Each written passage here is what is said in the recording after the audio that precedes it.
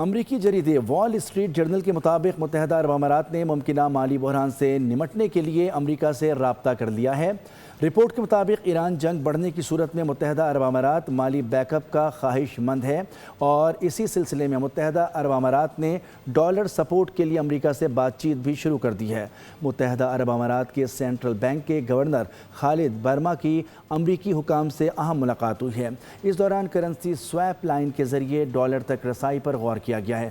اماراتی حکام کی امریکی وزیر خزانہ اسکاٹ بیسنٹ سے واشنگٹن میں مذاکرات ہوئے۔ امریکی میڈیا کے مطابق متحدہ عرب امارات اب تک جنگ کے بڑے معاشی اثرات سے محفوظ رہا ہے۔